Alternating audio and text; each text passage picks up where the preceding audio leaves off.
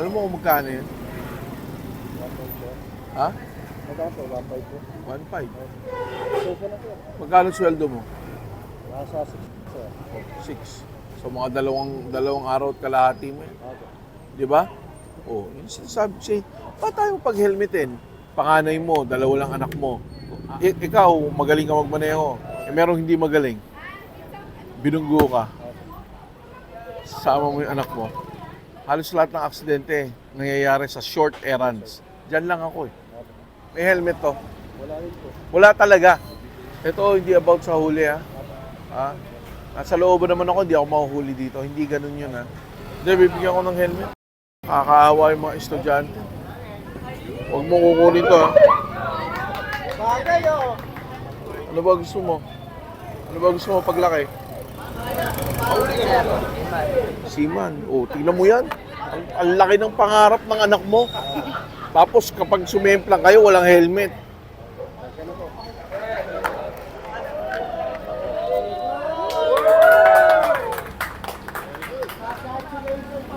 Good morning everyone, MMDA back on the road, acting on a request from Pateros local government to help clear their streets. You'll see a big sign here that says no parking, but unfortunately there's a lot of vehicles parked. Primarily tricycles, e-trikes, motorcycles.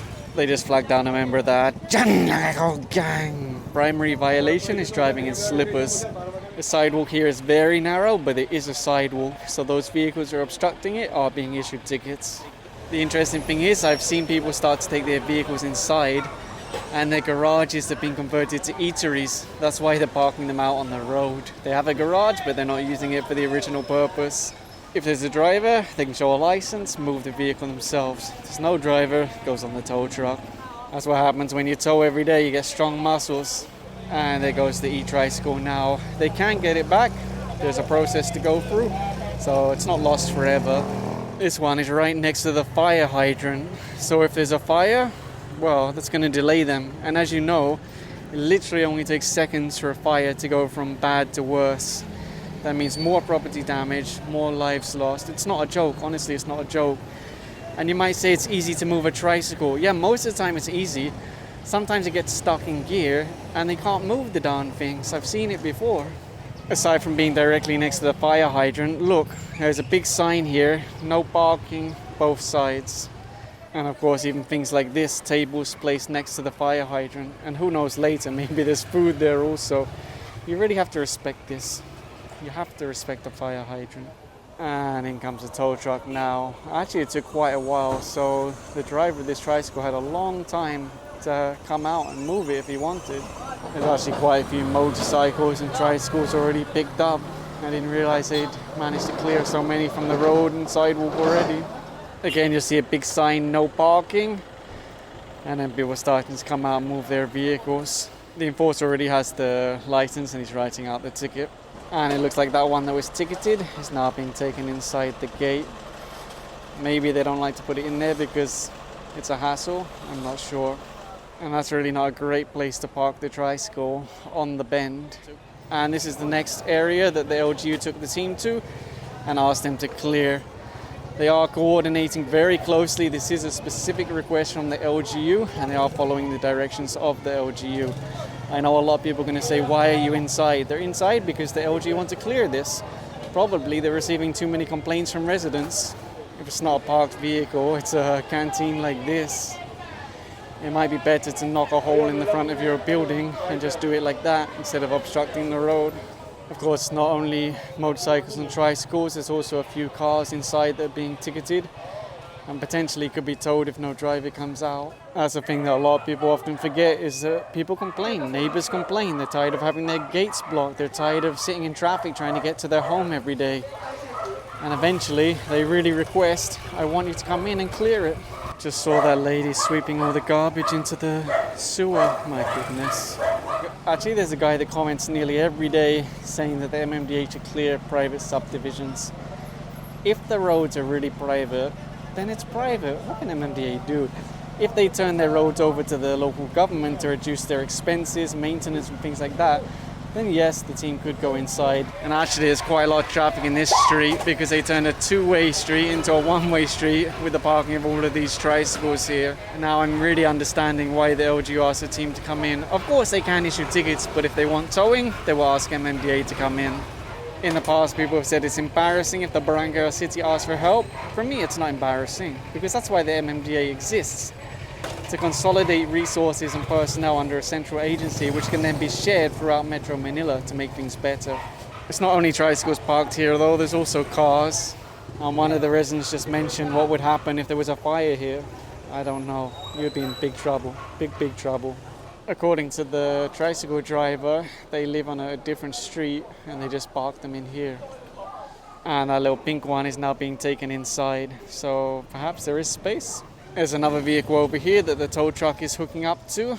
The thing that's a little bit unusual about this is it's running on improvised plates front and back. And there's one more over here that's also going up. Quite a difficult operation today, I would say. It's always harder when you're on these smaller streets, but if the LGU asks, then of course you help them out.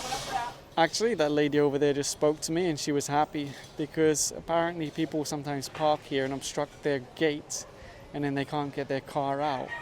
There's another vehicle going up over here. They might want to take notice of this offer over here. Look, long-term parking available inside.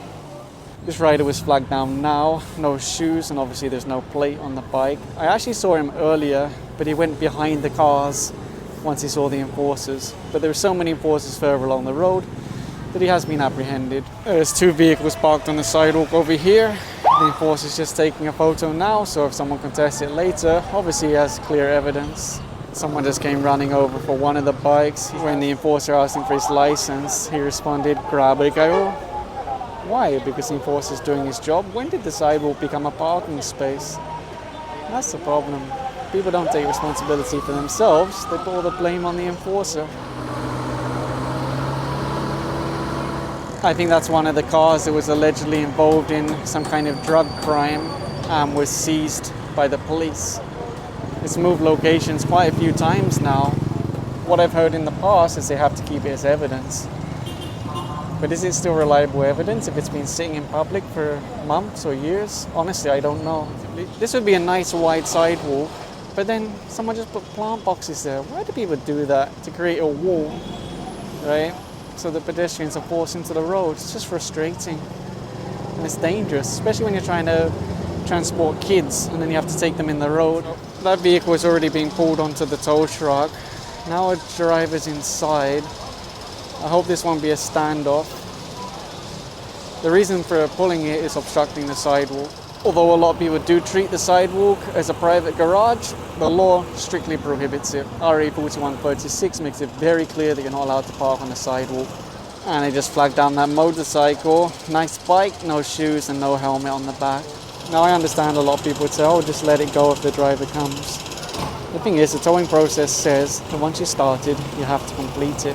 And if they didn't follow that rule, they would be putting cars up and down all day. Just like this one over here, obstructing the sidewalk. It's always difficult when you have to tow a red plate because, of course, MMDA's government, the vehicle's government, would have to apply the same rules to everyone. And believe me, there are a lot of people watching. If you tow a private vehicle and ignore a red plate, someone will file a complaint.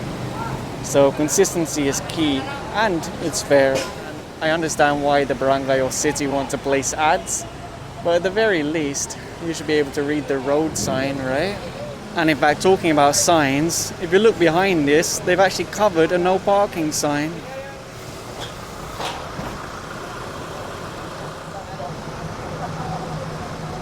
And unfortunately, it's the same thing further along the road. That sign there is obstructing the legitimate MMDA sign that says no parking.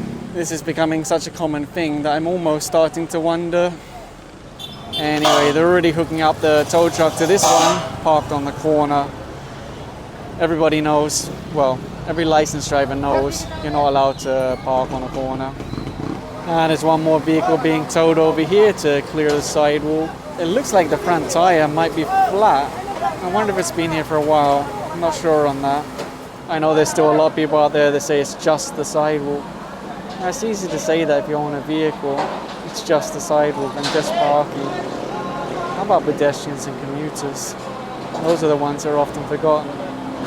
That's why I don't understand those people that say it's anti-poor to ticket and tow. How is it anti-poor? Pedestrians are the ones that lose out most of the time. The team are now looking at all of these cars parked here. Apparently there are signs that say no parking both sides. And yes, that's right, I can see the sign there. There's even a whole bunch of tricycles left on the sidewalk. There's no drivers here. Oh, I hope they arrive before they get towed away. Many tricycle drivers would typically struggle to get their vehicle back out of the impound because of the lack of registration, paperwork, things like that. I'm not saying that's the case here, but just historically that's one of the difficulties for tricycles that get impounded.